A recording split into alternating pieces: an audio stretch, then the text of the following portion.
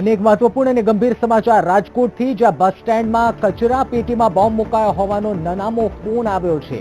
Dog squad અને એસઓજીએ ઘટના સ્થળે પહોંચી તપાસ શરૂ કરી દીધી છે. મહત્વપૂર્ણ સમાચાર, બસ સ્ટેન્ડમાં કચરા પેટીમાં બોમ્બ મુકાયો હોવાનો નનામો ફોન આવ્યો છે, એટલે હવે પોલીસ વિભાગ સતર્ક થયું છે. કેવલ દવે સંવાદદાતા ફોન લાઈન પર જોડાયા છે. કેવલ, જે માહિતી, જે ફોન આવ્યો છે, કેવા પ્રકારની માહિતી આ ફોનમાં આપવામાં આવી ને હાલ પોલીસ વિભાગની શું કાર્યવાહી ચાલી રહી છે? જે નિશ્ચિત ખાસ કરીને વાત કરવામાં તો રાજકોટના કુવાડો પોલીસ મથકમાં એક નનામો ફોન આવ્યો હતો અને 8 ડિજિટના નંબર પરથી આ નનામો ફોન આવ્યો હતો. તેમાં એવું કહેવામાં આવ્યું હતું કે બસ સ્ટેન્ડની કચરા પેટીમાં બોમ્બ મૂક્યો છે.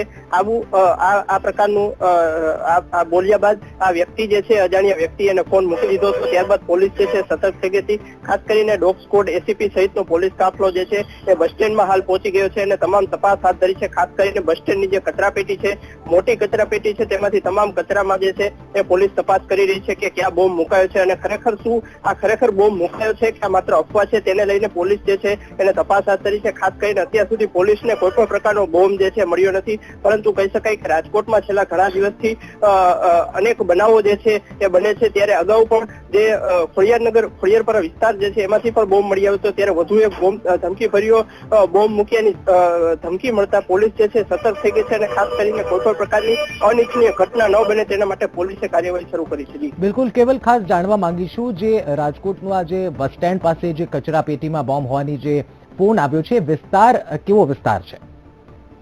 જી, ચોક્કસપણે નિશ્ચિત કહી શકાય કે રાજકોટની જે બસ સ્ટેન્ડ જે છે એ બસ સ્ટેન્ડની અંદર કચરા પેટીમાં બોમ્બ મુકાયો હોવાની નનામો ફોન આવ્યો હતો અને ત્યારબાદ પોલીસે તપાસ હાથ ધરી છે. ખાસ કરીને વિસ્તાર જે છે એ લોકો જે છે એ પણ આજુબાજુ રહે છે અને વેપારી વિસ્તાર છે. ખાસ કરીને આ જે દુકાનો જે લોકો ધરાવે છે તેની આજુબાજુના વિસ્તારમાં જે ગંદકી કરવામાં આવે છે, ત્યાં જે કચરા પેટી છે ત્યાં પણ પોલીસે તપાસ કરી હતી. ખાસ કરીને ડોગ સ્ક્વોડ જે છે એના દ્વારા તપાસ કરવામાં આવી હતી, પરંતુ અત્યાર સુધીમાં કોઈ પણ પ્રકારની સંદિગ્ધ ચીજ વસ્તુ કે બોમ્બ જેવી કોઈ વસ્તુ જે છે એ પોલીસને મળી નથી.